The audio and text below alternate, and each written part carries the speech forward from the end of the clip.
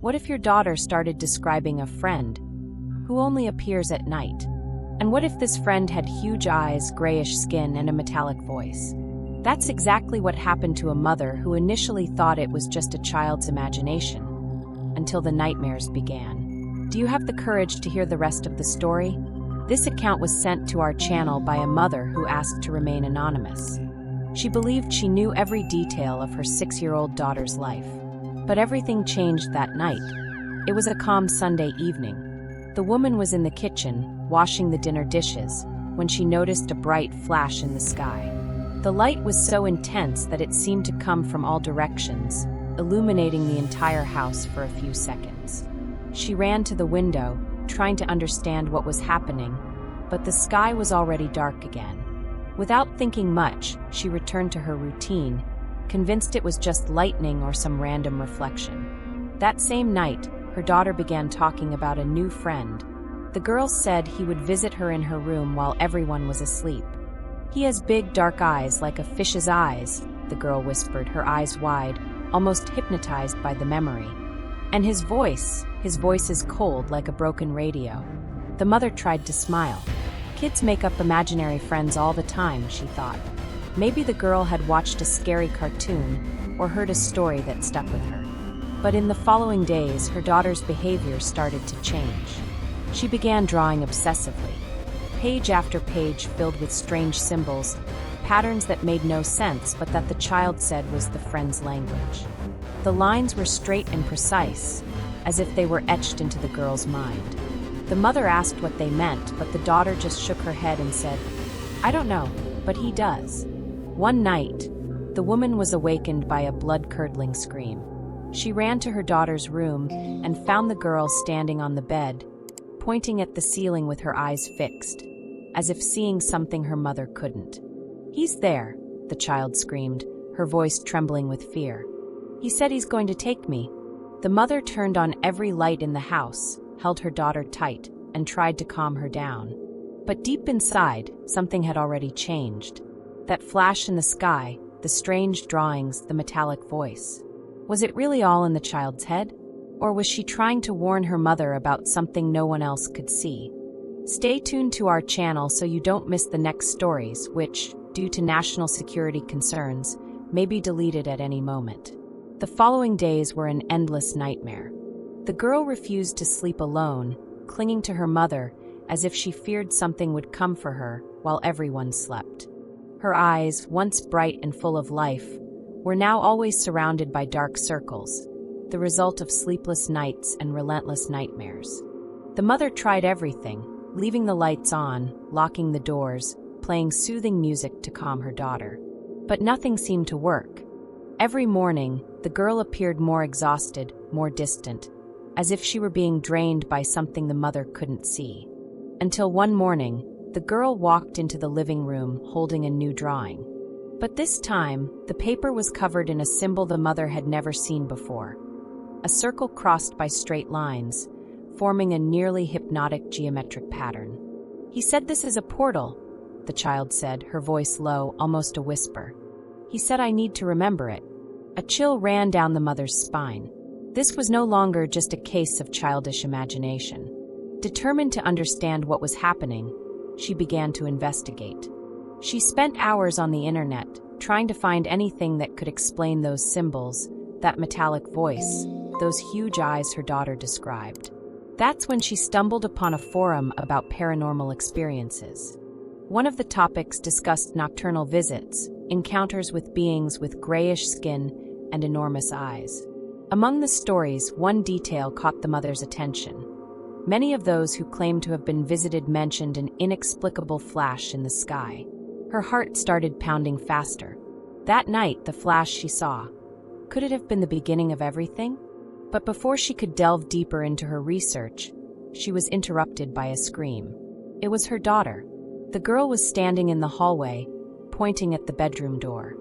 "He's here," she screamed, her eyes wide with terror. "He's waiting for me." The mother rushed to her daughter, holding her tightly. But before she could say anything, the lights in the house began to flicker frantically. A low, constant humming echoed through the hallways, as if an electrical device were on somewhere, emitting an almost unbearable vibration. Then a strange smell filled the air.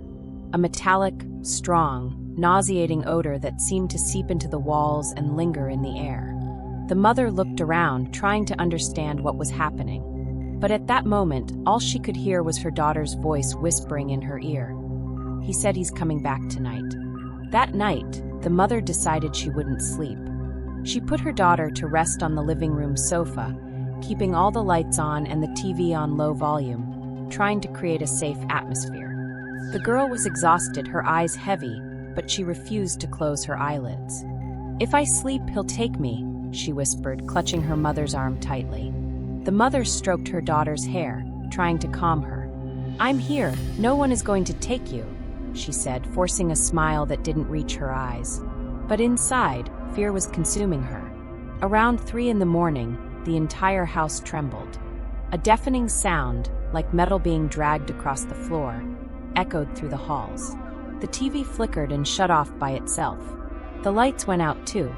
A profound silence fell, as if the air had been sucked out of the room. The mother tried to get up, but her limbs felt heavy, almost paralyzed. A humming sound began to resonate in her head, as if something were trying to invade her thoughts. She looked at her daughter and saw that the girl was in a trance. Her eyes, completely black, stared fixedly at a specific point on the ceiling. And then she saw it. A point of light appeared on the ceiling, slowly expanding until it formed a perfect circle. The light flickered, pulsating in a hypnotic rhythm. And in the center, a figure began to take shape. First, just an outline, then enormous black eyes shining in the darkness. The grayish skin seemed to absorb the light around it. The being said nothing. It only watched the girl, who remained motionless as if under a spell. The mother tried to scream, but no sound came out. It was as if an invisible weight was pressing down on her chest, suffocating her words. Suddenly, her daughter's voice echoed through the room, but it was no longer her voice. It was cold, metallic, reverberating like a distorted echo. "He came to get me," the girl said without moving her lips. "He said I'm special, that I belong to him." The being extended an arm, and at that moment, the light on the ceiling pulsed violently, blinding the mother for a few seconds. When her vision returned to normal, the being was gone. But her daughter was lying on the sofa, eyes closed, breathing deeply as if in a deep sleep.